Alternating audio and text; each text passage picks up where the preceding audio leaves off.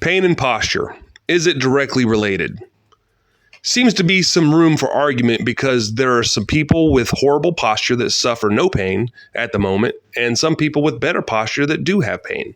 The answer to this is, unfortunately, not a bold black and white statement. Firstly, let's define posture. Here is an accurate but mouthful definition from the Brookbush Institute. Ideal ortho and osteokinematics maintained by optimal myofascial activity and length as a result of accurate sensation, integration, and activation of the nervous system both statically and dynamically. Or more simply put, it is a balanced tension across all joints in alignment and out. So when I mention posture, people think only about the spine. Is the spine the only part of the body responsible for posture? No, every joint in the body has posture, from your toes, your feet, ankles, knees, hips, rib cage, your shoulders, arms, neck, your tongue, even your face has posture. Posture is a very inclusive and whole body definition. To isolate an issue to only one aspect of posture is a very unjustified and a problematic analysis.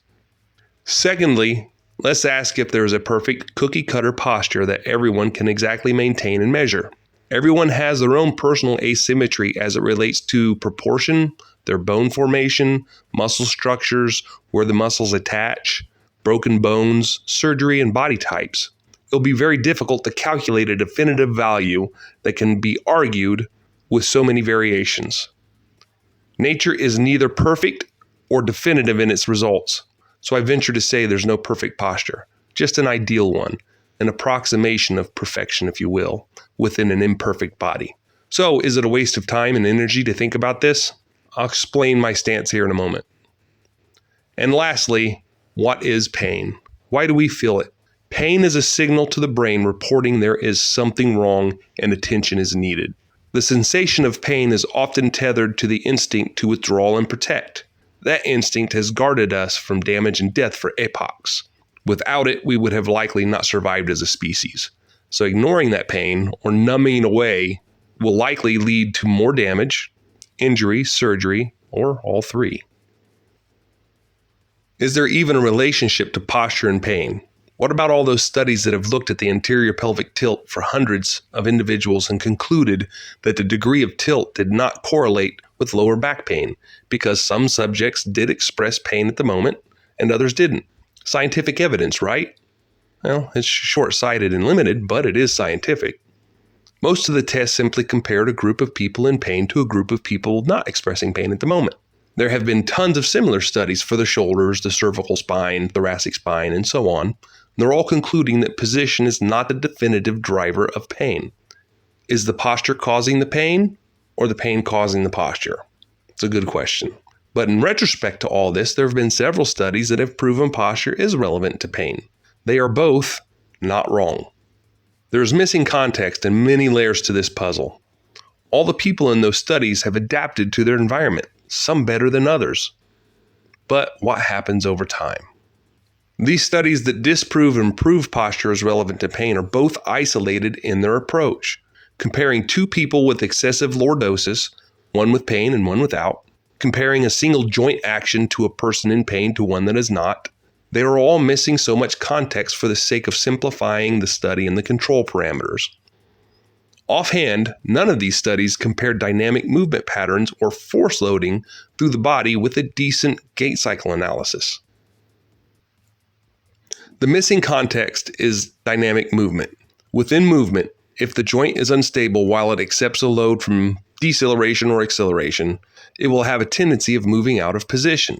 This puts stress on the cartilage, the ligature, and causes overuse of the antagonist muscles as it struggles to protect the joint from damage. This is where posture, alignment, muscle length tension relationships come into play as it relates to pain and non-contact injuries. It is not solely posture that dictates pain, but posture is a very predictive pattern of instability. Our posture is designed to resist gravity and optimize joints for horizontal motion and efficiency. So if you don't take posture and movement into consideration, then at some point it boils down to likelihoods, percentages, and playing the odds against pain and injury. Here's my current understanding. An unstable joint that has become sloppy will cause friction in the joint capsule itself or the surrounding tissues, eventually causing unnecessary wear and tear or inflammation that will irritate a nerve. That discomfort often causes a guarding reflex, and the body will adapt to avoid that issue, which can cause more imbalances somewhere else in the body. But the poor posture has avoided the pain at the moment. You can see how this can compound and lead to discomfort far from the original location of pain. Inflammation or cumulative microtraumas from friction of misaligned joints is the usual suspect when it comes to pain. So give it time if you currently don't have pain. Now, over the years, I've conducted hundreds of interviews with elderly people, and they have often repeated something in this form. I wish I would have paid closer attention to my body when I was younger. So they have regrets in their golden years. They know that they should have been preemptive instead of reactive, and that's a lesson that everyone should learn earlier in their life. Now notice I have said at the moment and queried what happens over time a few times. As a student and as an educator, I have learned to pay attention to the things that repeat. If a joint can remain in alignment with the rest of the body and a balanced tension can be maintained during the operational range of motion, I will stress operational range of motion, the likelihood of damage has just been minimized. Avoiding unnecessary wear and tear is paramount to longevity and freedom of movement far into your golden years. We can do this by making our posture and movement as efficient and comfortable as possible right now. But things go deeper than just this. Posture, your movement patterns, time, inflammation, diet, your stressors, the impacts that you have suffered have relevance to pain and injury, all in tandem. The body is a series of integrated systems that responds as a whole. So in conclusion, yes, posture is part of the puzzle when it comes to pain and injury, but it is not the sole proprietor. Good and bad posture isn't the problem. It is getting stuck in a particular posture and being unable to move through it to find the ideal few. It all depends on context. Let's do our best to retrain our training methods and medical practices to include the body as a whole and not individual pieces. Let's look a little deeper. That's what I do here at Move to Train.